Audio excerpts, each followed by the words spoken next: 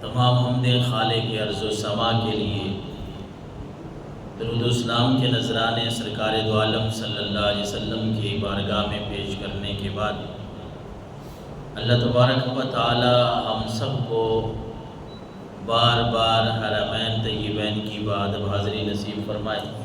اللہ تعالی ہم سب کو مکۃ المکرمہ اور مدینۃ المنورہ میں یہ درود و اسلام پڑھنے کے نذرانے، یہ تحفے، یہ گجرے وہاں لے کر سرکار دو عالم صلی اللہ علیہ وسلم کی بارگاہ میں پیش کرنے کی سعادت نصیب فرمائے۔ سامعین ذی احتشام، آج کا جو موضوع ہے وہ بڑا ہی پر لطف ہے اور موضوع ہے درود پاک، کہ انسان اپنی مصیبتوں تکلیفوں میں جب مبتلا ہو اور وہ درود پڑھے تو اسے کیا فائدہ ملتا ہے۔ اور یہ درود شریف جو ہم پڑھتے ہیں، اس بارے میں ہمیں اللہ تبارک و تعالیٰ کا کیا حکم ہے، اللہ نے ہمیں کیا حکم ارشاد فرمایا ہے۔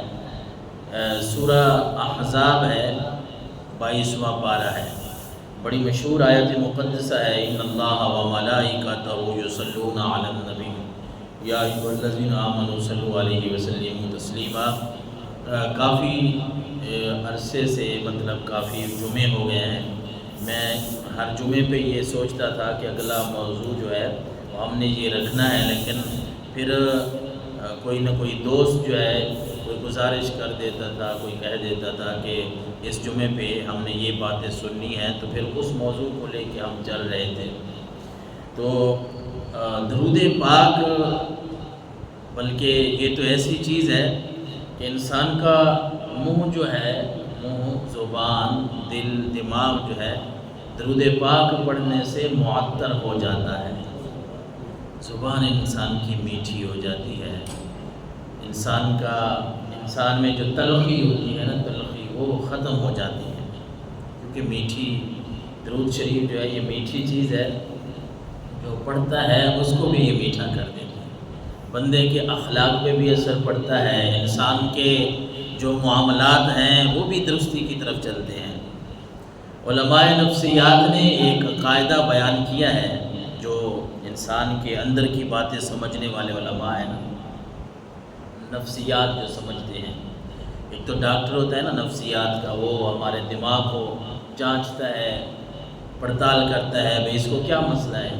علماء میں بھی جو پڑھے لکھے لوگ ہوتے ہیں، سنجیدہ ہوتے ہیں، جنہیں اللہ نے حکمت عطا فرمائی ہوتی ہے۔ حکمت کا مطلب دانائی، عقل مندی، علماء نفسیات ہم انہیں کہتے ہیں۔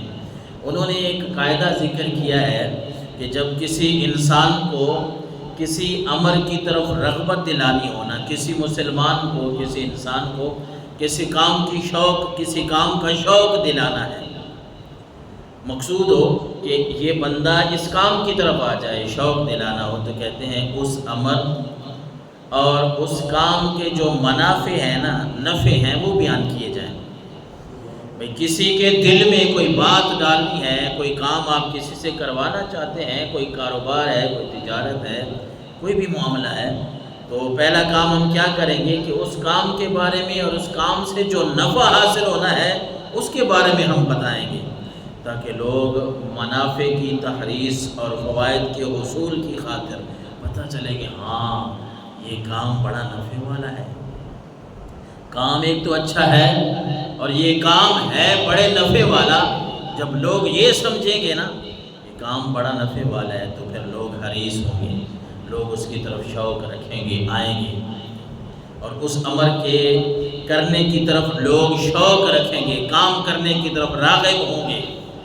اور ایک اور طریقہ، یعنی ایک طریقہ تو علماء نفسیات نے یہ بیان کیا کہ کام کی اہمیت کو بیان کرو، کام کے نفع، منفعت جو ہے لوگوں کو بتاؤ کہ یہ کام ہم کریں گے تو ہمیں یہ فائدہ حاصل ہوگا۔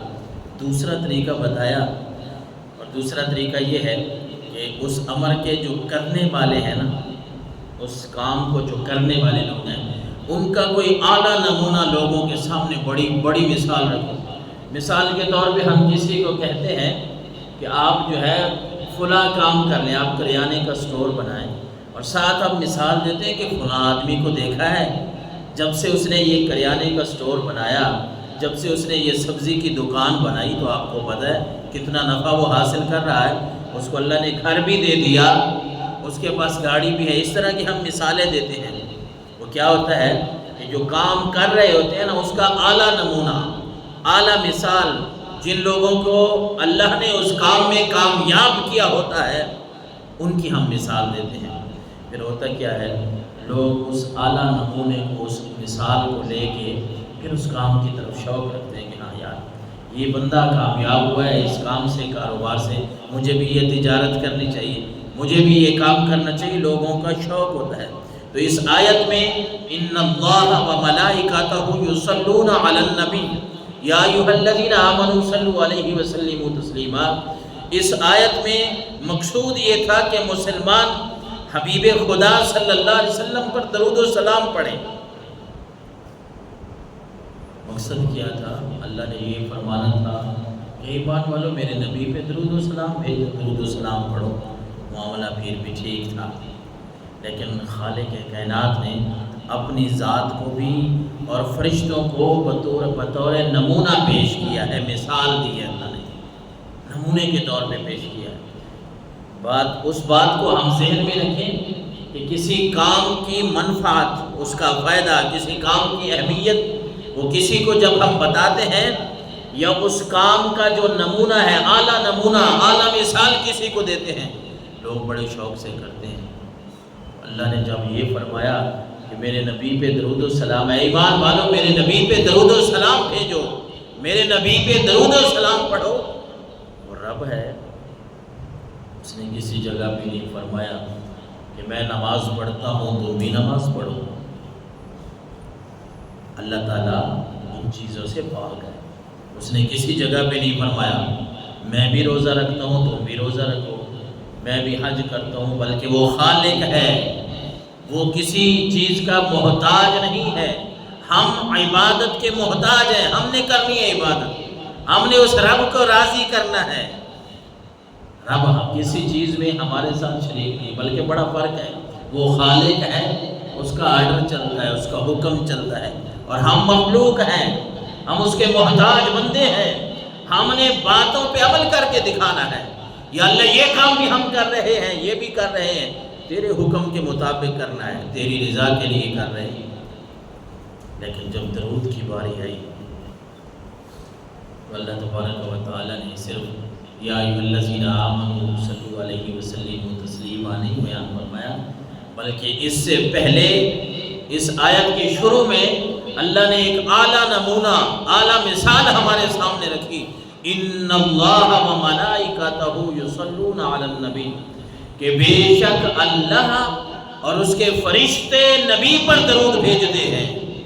اللہ اور اس کے فرشتے نبی پر درود بھیجتے ہیں. پہلے اپنا فرمایا، پھر اب اپنے فرشتوں کے بارے میں فرمایا. یہ اعلیٰ نمونہ، اعلیٰ مثال دے کے پھر فرمایا اے ایمان والو میں رب ہو کے، میرے فرشتے نور ہو کے وہ میرے نبی پہ درود بھیجتے ہیں.